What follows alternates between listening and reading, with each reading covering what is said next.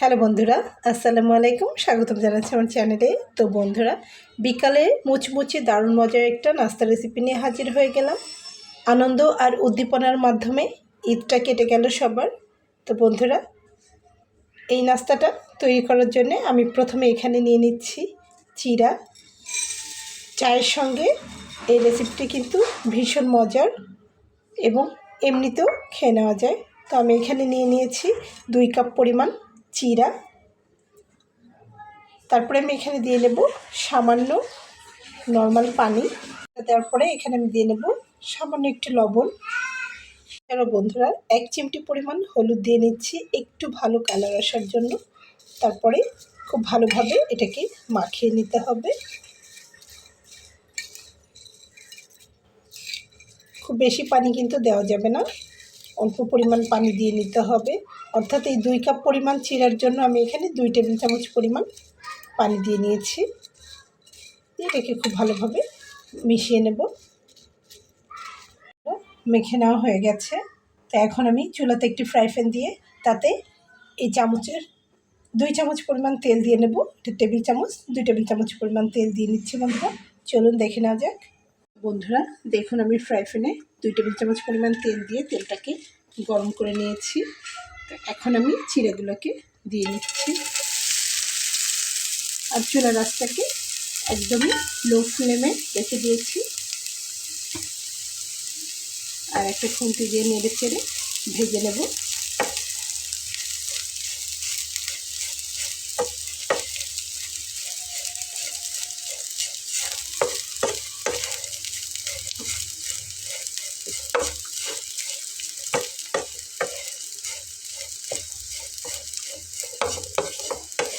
খেতে ভীষণ মজার মুচমুচে এই রেসিপিটি বাসায় করে দেখতে পারেন। বিকালে ছোট বড় সবাই ভীষণ পছন্দ করবে। তো বন্ধুরা, 10 মিনিট ভেজে নেওয়ার পরে কিন্তু একদম এগুলো মুচমুচে হয়ে গেছে দেখুন। তো আপনারা চাইলে এটাকে নামিয়ে নিতে পারেন অথবা একটু মাঝখানে জায়গা করে নিতে পারেন। আমি একটু জায়গা করে নিয়েছি। আমি এখানে সামান্য একটু মশলা অ্যাড করব সেজন্য। তো বন্ধুরা, মাঝখানে সামান্য একটু তেল আমি দিয়ে নিয়েছি। একদম অল্প পরিমাণে তেল দিয়ে নিতে হবে। আর আমি এখানে একটু রসুন আর একটু পেঁয়াজ কুচি করে নিয়েছি, সেটা দিয়ে নিলাম। খুব বেশি তেল হয়ে গেলে কিন্তু খেতে ভালো লাগবে না, তাই খুবই সামান্য একটু তেল আমি এখানে দিয়ে নিয়েছি।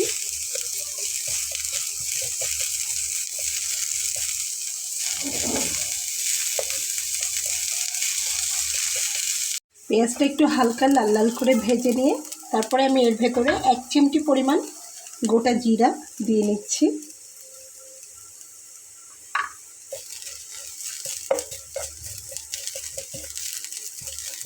খেতে এত ভালো লাগবে যে বলার মতো না।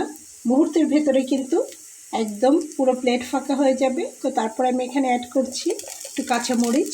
তো কাঁচামরিচের ভেতরে যেটা একটু লাল লাল টাইপের মরিচ রয়েছে আমি সেটা দিয়ে নিয়েছি। আপনারা যে যতটা ঝাল খেতে পছন্দ করেন সেই অনুযায়ী ঝাল দিয়ে নেবেন। কাঁচামরিচটা মুখের ভেতরে পড়লে ভীষণ ভালো লাগবে খেতে। তো হালকা একটু নেড়ে চেড়ে মিলিয়ে নেব। চিড়াটা এত সুন্দর ভাজা হয়েছে যে একদমই ছোট ছোট হয়ে গেছে দেখুন, মুচমুচে হয়ে।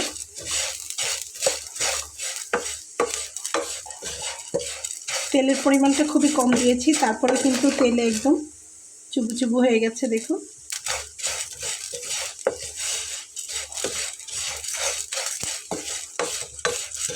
খুব ভালোভাবে মিল করে ভেজে নিচ্ছি। বন্ধুরা, একদম মুচমুচে করে ভেজে নিয়ে আমি একটি প্লেটে করে ঢেলে নিয়েছি এবং হালকা একটু ঠান্ডা হওয়ার জন্য অপেক্ষা করলাম বন্ধুরা। তো এখন আমি এটার উপরে একটুখানি শসা কুচি করে নেওয়া দিয়ে নিচ্ছি। তারপরে আমি দিয়ে নিচ্ছি একটু টমেটো কুচি করে নেওয়া,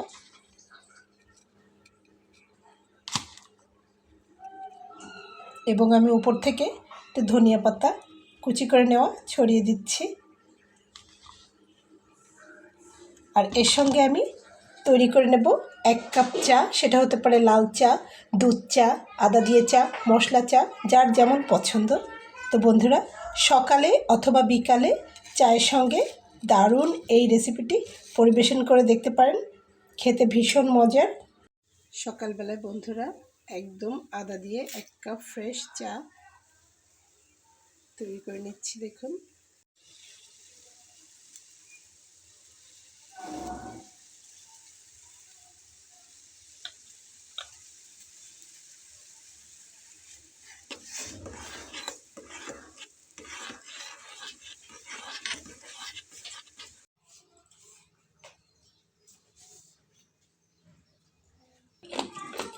একেবারেই কুড়মুড়ে মশলাদার, দারুণ।